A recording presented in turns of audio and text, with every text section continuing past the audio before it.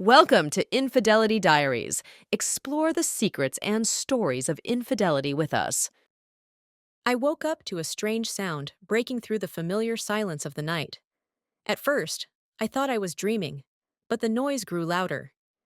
Peering into the darkness, a sense of unease filled me, something I couldn't shake. My husband, Logan, was sound asleep beside me, completely oblivious as always. Getting out of bed, I approached the window and cautiously peeked out. At first, I couldn't quite make out what was happening, but then I noticed streams of water flooding the yard next door. A faint mist surrounded the house, and in its dim light, the water shimmered as it poured onto the pavement. I held my breath as I caught sight of Jacob, my new neighbor, who seemed to be trying to stop the flood. His house, usually so neat and quiet, now looked like the center of chaos. Jacob was darting around, attempting to shut off a valve, but it seemed like nothing was working. Seconds later, I was already throwing on a coat over my pajamas and rushing out of the house. When I stepped outside, the chill of the night air pierced me to the bone, but something urged me to keep going. Jacob noticed me as I got closer, and he seemed surprised by my appearance. His eyes glistened with exhaustion, but he managed a smile the moment he saw me. "Avery, what are you doing here?" His voice trembled with tension, yet there was a hint of gratitude. "I saw the light and thought maybe you needed some help," I replied, trying not to look too directly into his eyes.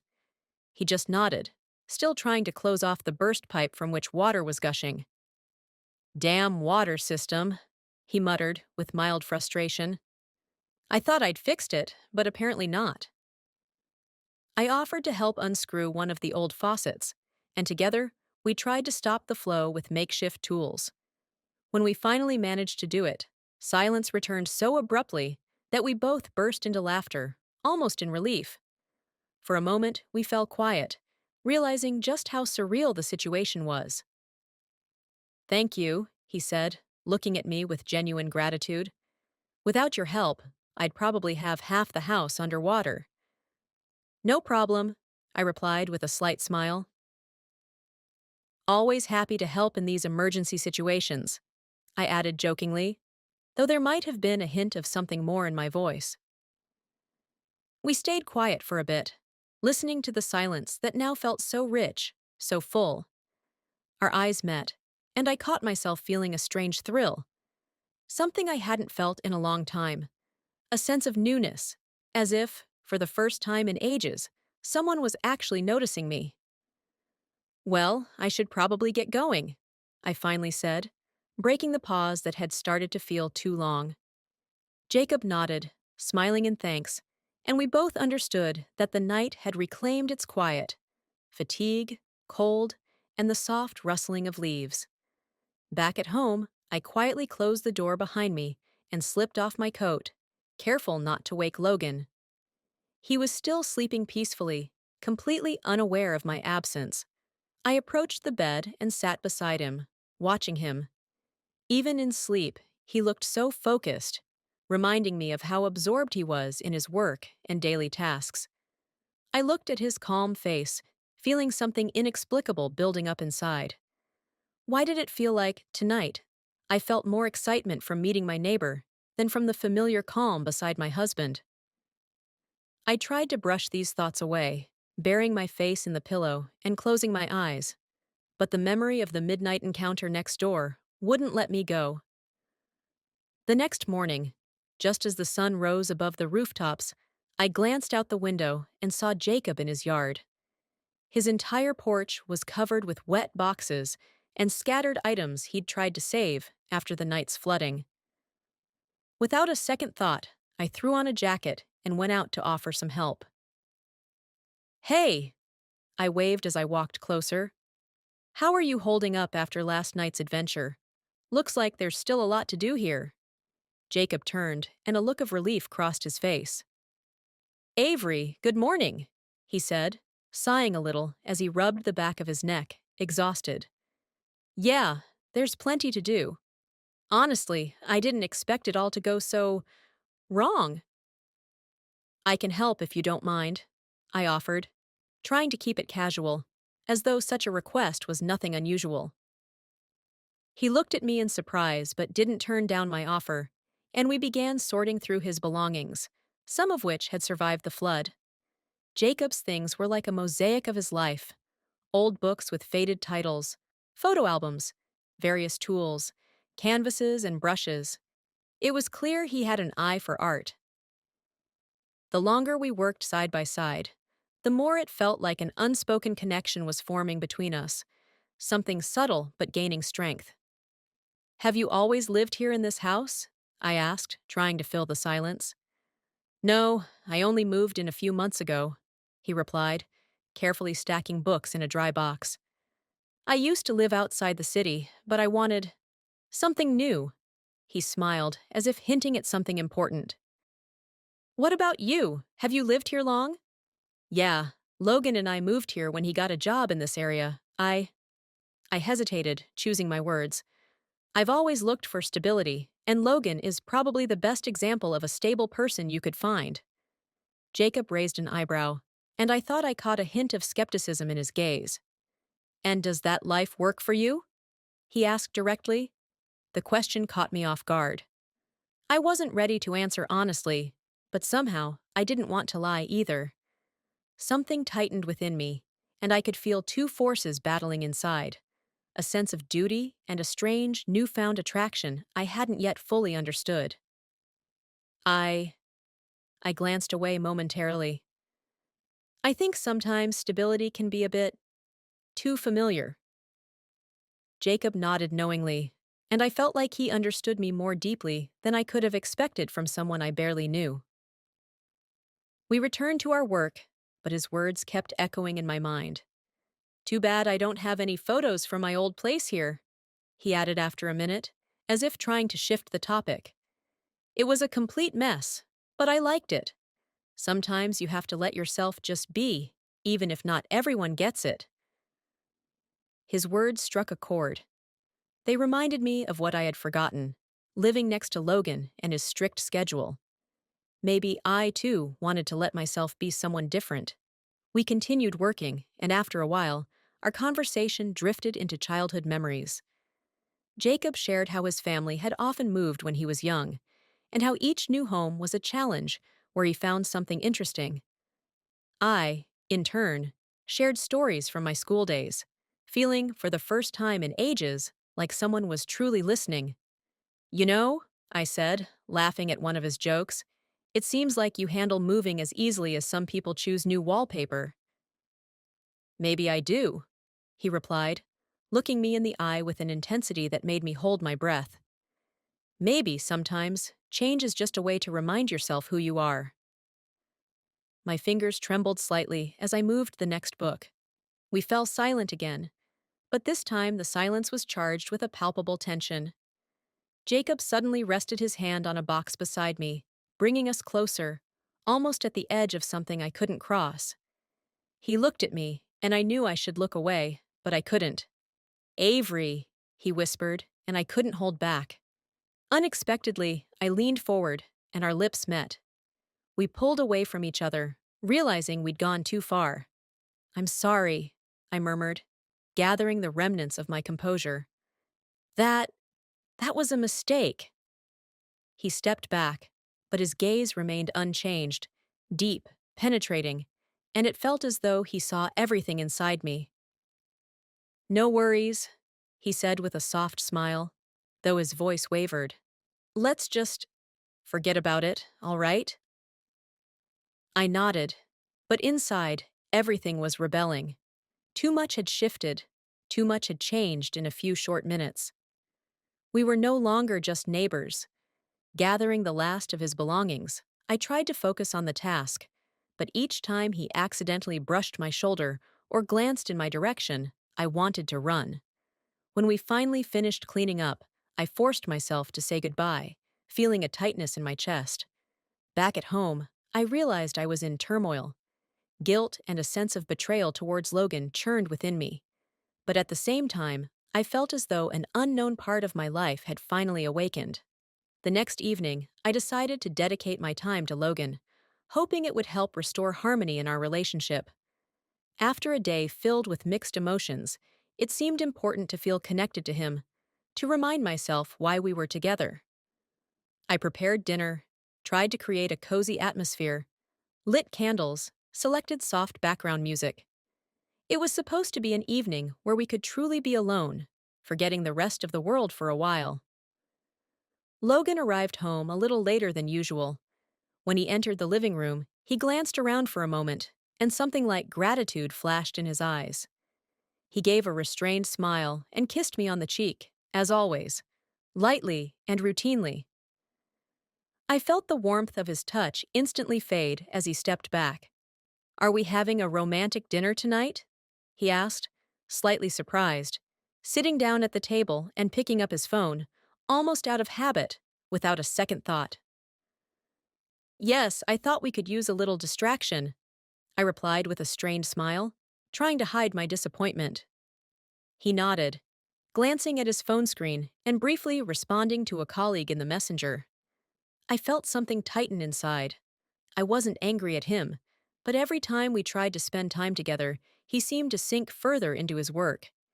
Even here, at the same table, we were separated by an invisible wall. "How was your day?" I asked, attempting to break through this barrier, to open up our conversation. "Quite stressful, as usual," he replied, his fingers sliding over the phone screen. "I barely have time to prepare for the new project at work. I'll probably have to spend some of the weekend on paperwork." I listened, trying to focus on his words, but all I could hear were distant, indifferent replies, spoken as if I were a colleague at a business meeting.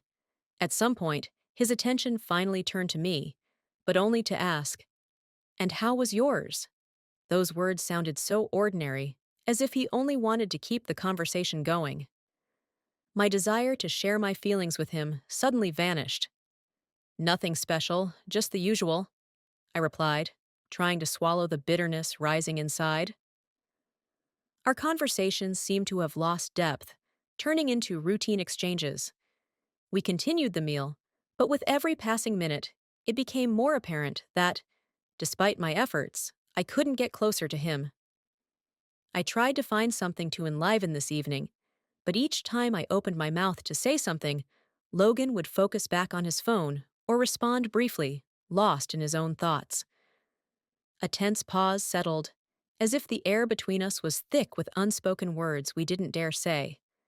I could feel the gap between us widening, realizing how futile my attempts were to rekindle the spark that had once been between us. Over the years, Logan had become less of a partner to me, and more of an abstraction, a distant idea. "Logan, are you even listening to me?" I couldn't hold back, my voice sharper than I intended. He looked up at me, surprised, as if only just now realizing I was there. A pause hung in the air, his gaze softened, but his expression held a hint of confusion, as though he didn't understand what I wanted from him. "Of course I'm listening," he mumbled, visibly embarrassed. "No, you just—" I stopped, feeling a wave of resentment rise inside. "Logan, you barely even look at me. Every time we talk, it's like you're not really here." He sighed, putting his phone down as if conceding under the weight of my words. "I'm sorry, Avery. I'm just tired. It's just, you know, there's a lot going on at work, responsibilities." But his words brought no relief. All I felt was exhaustion from the constant explanations and excuses that filled our conversations. We fell silent again, leaving our thoughts in a silence full of hidden disappointments. After dinner, I cleared the table while Logan, as always, retreated to his study. I returned to the empty living room, feeling the weight of everything around me, a reminder of the emptiness I couldn't seem to fill. I searched for warmth in his words, but all I found was a cold, distant attachment with no place for me. I couldn't understand what was wrong with me, but I knew this evening had revealed something I feared acknowledging. Our future together might not hold the happiness I had been waiting for.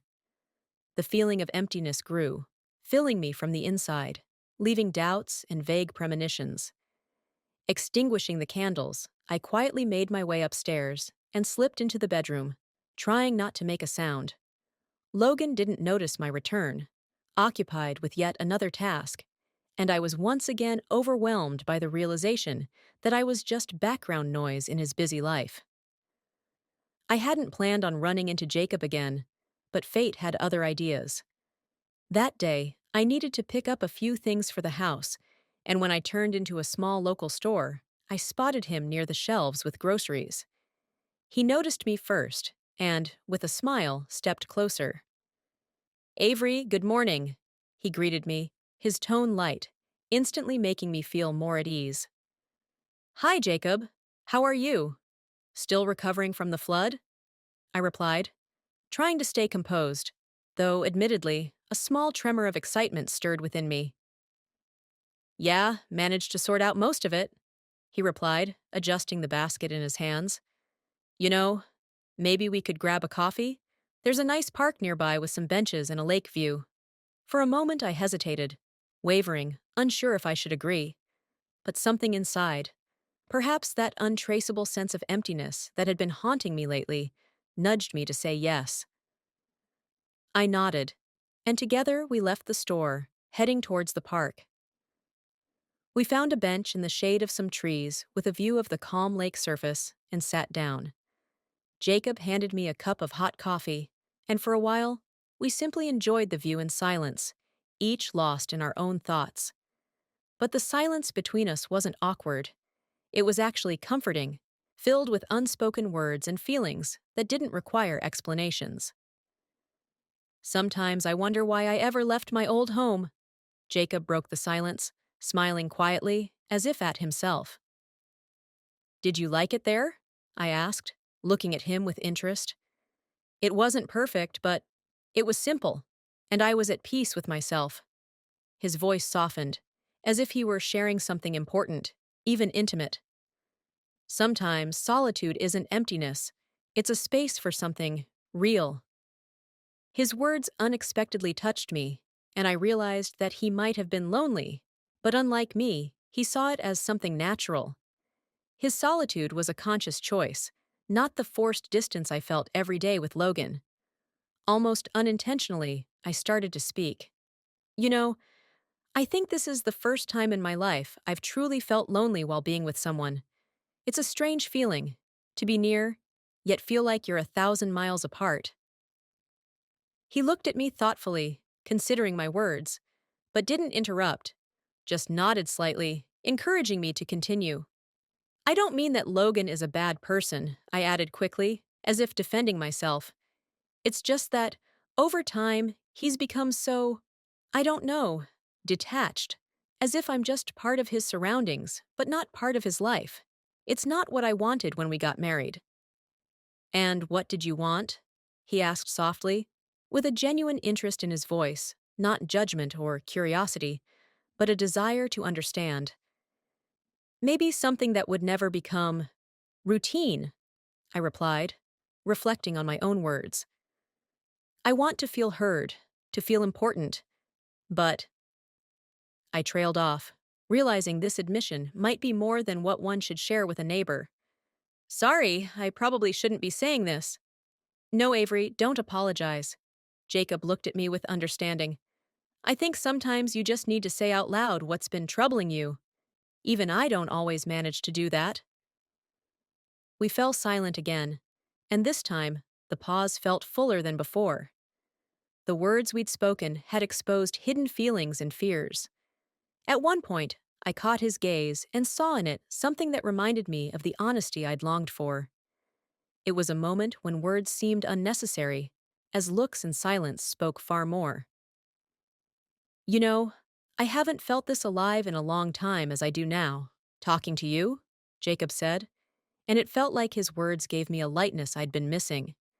I sensed that this meeting would change something inside me, but I also understood that I might be crossing a line I'd set for myself. I wasn't sure what I wanted more, to forget this conversation, or to continue finding the solace in Jacob that I couldn't find with Logan. "Jacob," I began softly, then paused, gathering my thoughts. "Maybe it's better if we keep a little distance. I don't want, I don't want to do anything I'll regret." He just nodded, his gaze becoming softer, as if he'd known I'd say this and yet didn't want to break this fragile connection.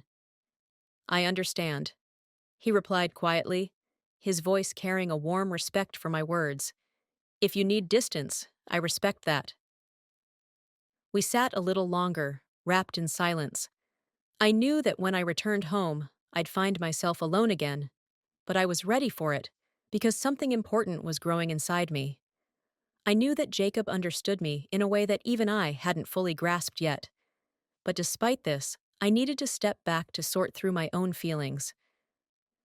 After saying goodbye, I returned home, promising myself to keep my distance.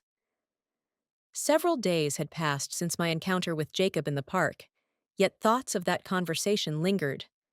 I felt vulnerable, but decided to keep my distance, despite the pull of emotions. However, my inner changes didn't go unnoticed. Logan began to suspect that something was amiss. I noticed how his gaze lingered on me more often, as if trying to find something in my behavior that would explain the changes I'd undergone. His furrowed brow and cautious questions only heightened my anxiety, yet I tried to stay calm. One evening, as I returned home from a long walk, he met me at the doorway. Avery? His voice was firmer than usual. Lately, you've been going out more often, without explaining where. I'm starting to think something's happening, but you don't tell me anything. His words sounded like a reproach, though he was trying to be restrained.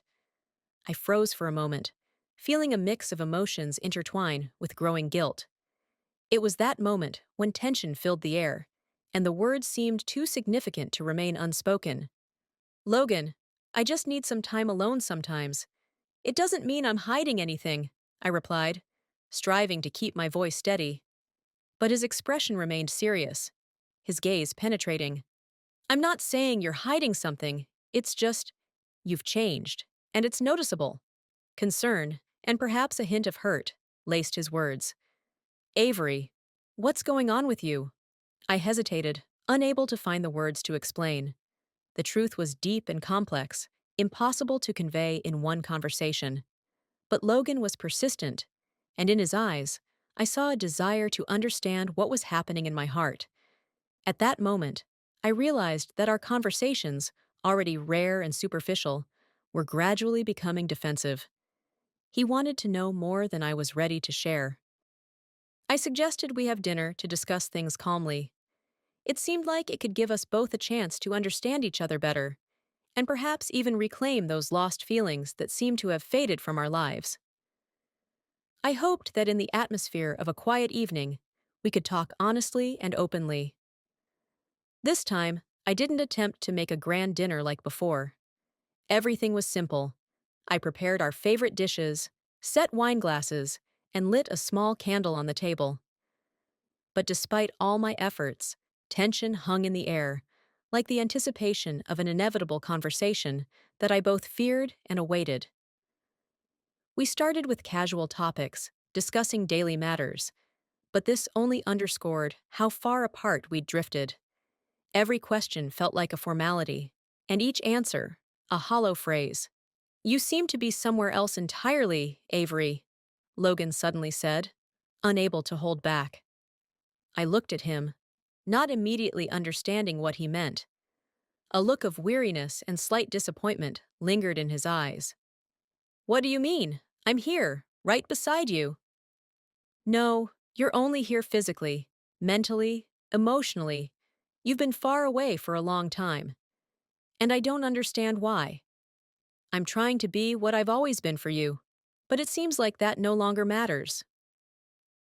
His voice quivered, and a trace of pain crossed his face. These words stirred a mix of anger and resentment in me. Perhaps he was right, but instead of accepting it as truth, I felt irritation rise within me. Logan, you speak as if it's my fault that we ended up in this situation.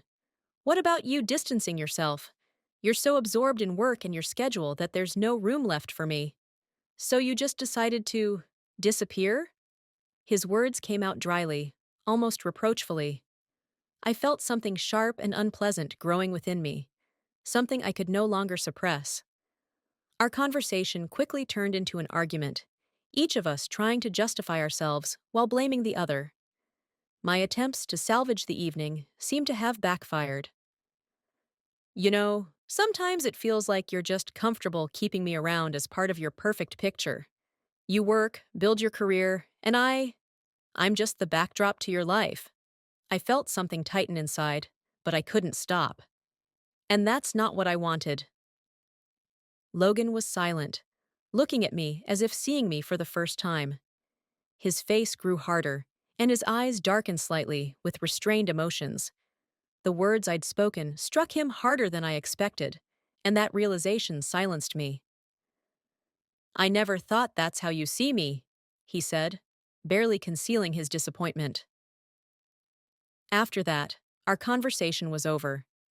He got up from the table and walked into his study, leaving me alone in complete silence. I sat there, stunned, unsure of what to do. Everything I had tried to preserve was slowly collapsing like a house of cards. When I was finally alone, a pain settled in my chest. It felt like I'd done everything possible to reclaim the lost warmth, only to realize it was just an illusion, a memory of something long gone. I'd been fighting for something that no longer existed, and with each attempt, I felt myself drifting further from reality. That night, I sat in silence for a long time, realizing that somewhere along the way, I had lost not only Logan, but also myself. Early morning. The house is quiet, and I'm still deep asleep when Logan gets up to leave for his parents' place. For a moment, I feel his light kiss on my forehead before he closes the door behind him, leaving me alone in the house.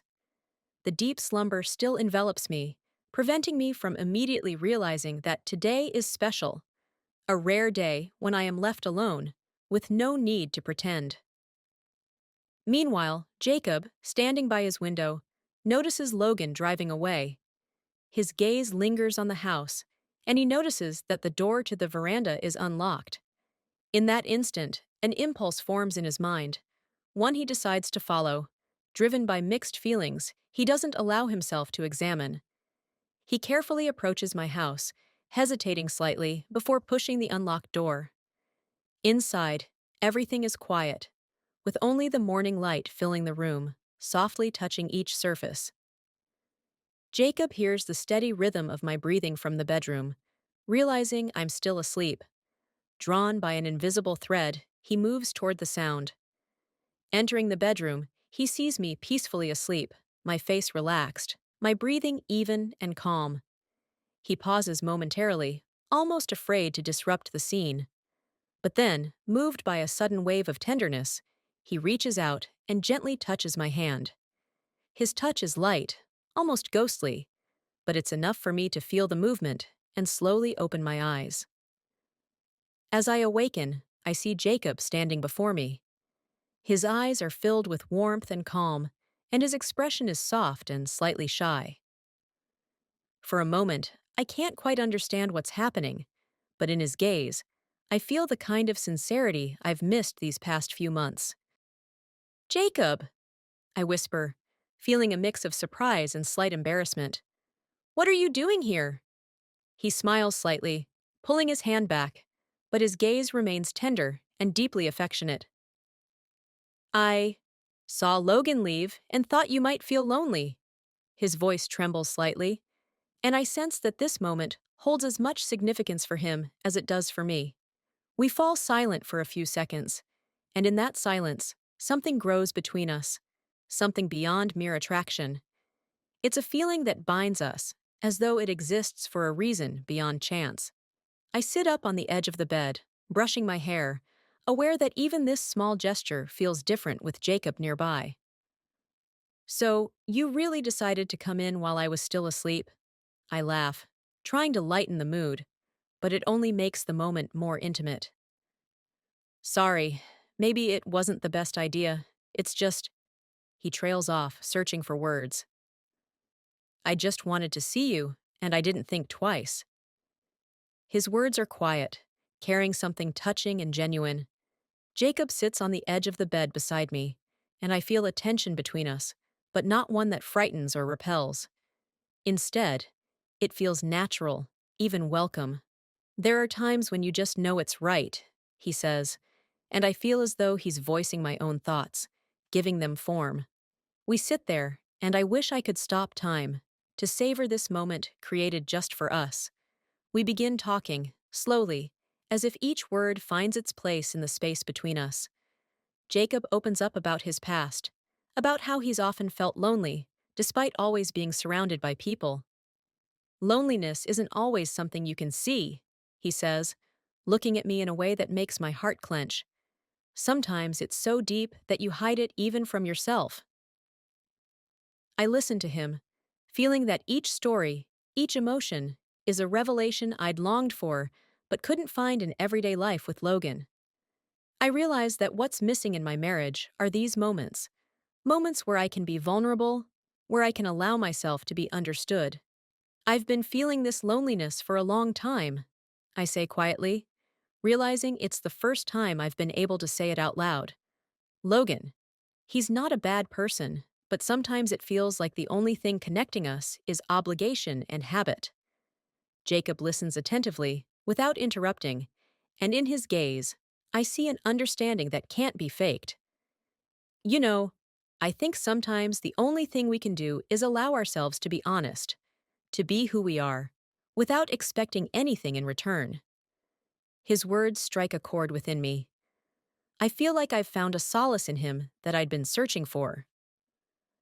Our conversation continues, and as the sun rises higher, filling the room with warm light, I notice that something is growing between us that goes beyond friendship and support. We sit side by side, engrossed in conversation, and I realize I haven't felt this kind of sincere closeness in a long time. When we finally fall silent, a hush settles between us, filled with more than words could express. Jacob takes my hand and kisses me. We both know this moment will stay with us, even if everything else remains unchanged. I should go, he finally says quietly, releasing my hand but not breaking eye contact. I nod, feeling resistance within me against his leaving, but I know it's for the best. Thank you for coming, I whisper, realizing I'm thanking him not just for this morning, but for the understanding he has given me. He leaves, leaving me in silence, but this silence no longer feels daunting. There is something within it that gives me strength. This moment, filled with unspoken words and unexpressed feelings, becomes meaningful, and I know that now there is a connection between us that can never be forgotten. The evening was cold and silent when I returned home. As soon as I stepped into the entryway, I felt an intense atmosphere. Something imperceptible had shifted in the air. Logan stood by the window, arms crossed, staring into the void. His posture, usually confident and restrained, now seemed tense and withdrawn. "We need to talk, Avery," he said in a steady tone, but with a weight I'd never heard before. My heart skipped a beat, and a sense of unease grew within me. I knew this moment would come eventually, and perhaps I had even prepared for it. But no thoughts or excuses could soften the fear casting a shadow between us. I moved closer, uncertain of what to expect. "I've noticed that you've become distant." Logan finally broke the silence. At first, I tried to convince myself it was temporary, that it would pass, that we just needed more time together. But with each passing day, I felt a chasm growing between us, and, I had to accept that it wasn't just me. His words echoed in my mind, for he had spoken aloud what I was afraid to admit even to myself. I looked at him silently, feeling guilt and helplessness grow inside me. "Logan, I.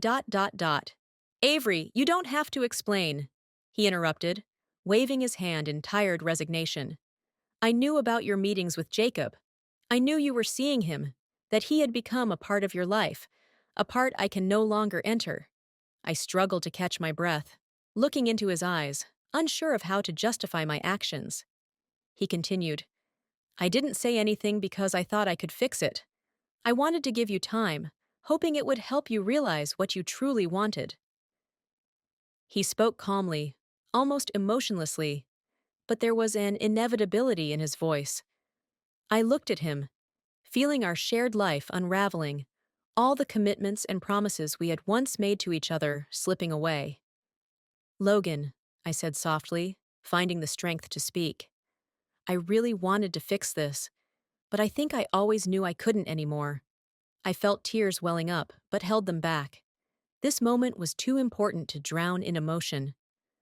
We looked at each other in silence, both understanding that our farewell was inevitable. I think we should part ways, I finally said, almost in a whisper, but in the silence, the words sounded clear and definite. I don't want you to feel guilty about this. It's just, our relationship can't be what it used to be. Logan nodded silently, not breaking his gaze. His eyes reflected the pain I felt too, but in that moment, I realized he had already made peace with this decision. Let's do this calmly, peacefully, I said, lowering my gaze to avoid seeing how he looked at me. You deserve someone else, someone who will truly be with you. And I need to find myself. His face softened, and for a moment, I saw the understanding and respect in his eyes that had marked the beginning of our journey together. I want you to be happy, Avery, he replied quietly, and his voice was sincere. Maybe this really is the best way. The moment was unbearably painful, yet somehow freeing. I realized that we were breaking down our familiar world to find something new, giving each other a chance to be honest with ourselves. When I packed my things and closed the door behind me, I felt the air grow thick with uncertainty. It was one of those moments when the past fades and the future remains unclear. I knew that a new life awaited me, but I also understood that this step would bring both freedom and a shadow of doubt. Later, I found myself at Jacob's house, where he was waiting at the door. Seeing the weary look on my face, he embraced me silently. In his arms, I felt relief, but a lingering anxiety remained inside me. Starting a new life with him seemed both frightening and desirable. We entered his home, which was now to be mine as well. Everything was different here. There was no familiar order, none of Logan's impeccable precision. But in this chaos, I found something sincere and real. We sat in the living room, bathed in the soft glow of a lamp, surrounded by silence filled with countless unspoken questions about the future. Are you sure about this? Jacob finally asked, breaking the silence. His eyes were filled with both worry and hope. I nodded, but I felt I wasn't entirely sure this was what I truly wanted. My new life was just beginning, and despite all my attempts to feel relieved, an uncertainty lingered inside me. I want to try, I replied, trying to sound firm, though perhaps there was a hint of doubt in my voice, which Jacob seemed to sense. He came closer and took my hand, looking at me with a warmth that reminded me why I had made this choice. But deep inside, I knew this would not be an easy path. Starting anew is always frightening, especially when leaving behind not just a home and a person, but a part of your life, a part of yourself. That evening, I understood for the first time that a new life, despite all its allure, is not just freedom, but also responsibility. My new life with Jacob hadn't begun as I had imagined. I moved in with him, hoping the changes would bring lightness and clarity, but reality turned out to be far more complicated. The first days felt fresh and exciting. We arranged things, ordered furniture, and cooked dinners together. It seemed as though this new chapter was granting me the freedom and inspiration I had longed for.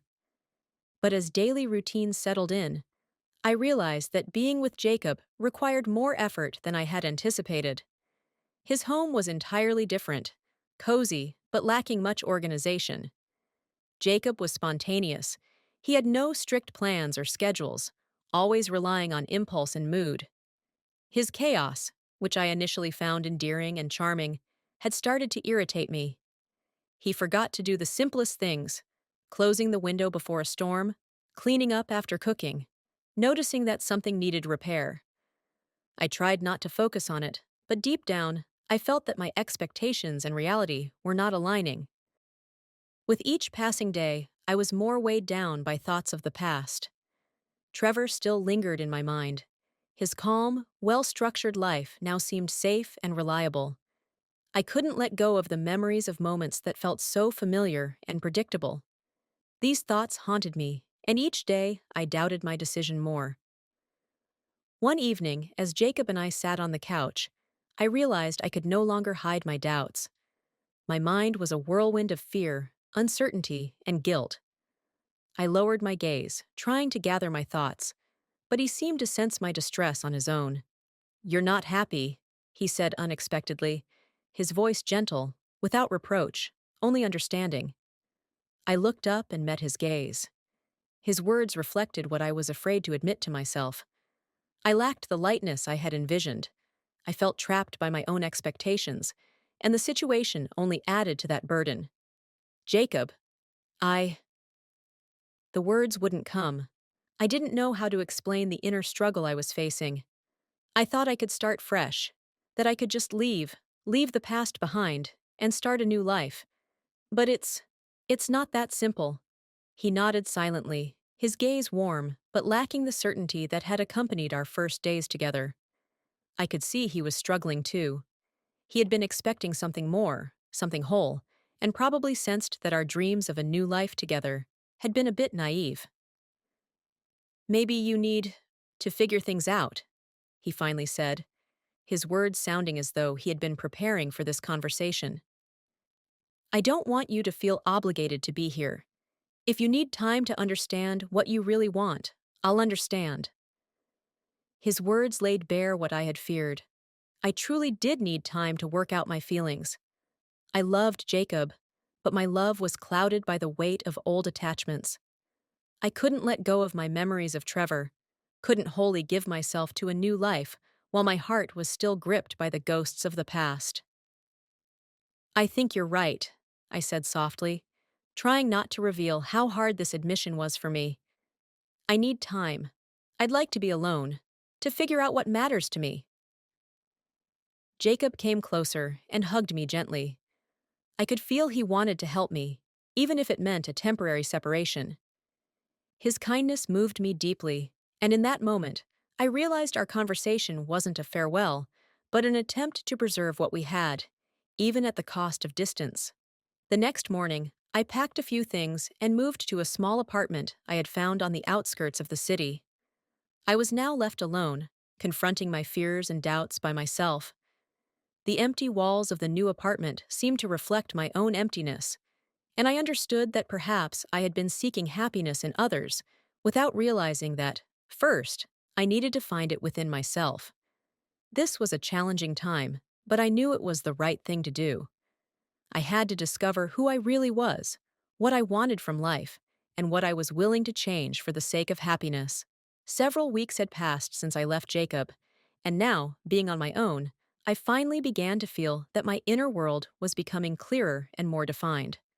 Solitude granted me the time to reflect on everything that had transpired over the past months and allowed me to start understanding what I was truly seeking.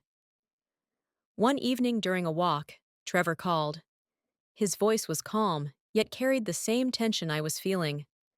After a brief exchange of pleasantries, he suggested meeting up, and I agreed, sensing that a conversation was something we both genuinely needed. It was a chance to put an end to a chapter that had weighed on us for far too long. We met in a small cafe, where, back at the start of our relationship, we had spent many evenings laughing and planning the future. That evening, we chose a table in the corner, away from the other patrons. Both of us felt slightly awkward, as if we were two people who knew each other far too well, and yet, in a way, barely knew each other at all. Trevor was the first to speak, and I could feel that he, like me, had been through his own reflections. "Avery," he began, looking at me, and I saw in his eyes a warm, yet slightly sad smile. "I've often thought about what happened, and, despite all the mistakes we made, I don't hold anything against you." His words touched me, and I realized he genuinely wanted to let go of our past just as much as I did. "Thank you, Trevor. I'm sorry things turned out this way too," I replied, smiling faintly. I guess I didn't want to admit that I'd made mistakes myself. I tried to be there, but deep down, I needed to be heard and seen. I understand, he sighed, moving his hand from the edge of the table. I suppose I also forgot that a relationship is not just about routine and stability. It needs attention and honesty.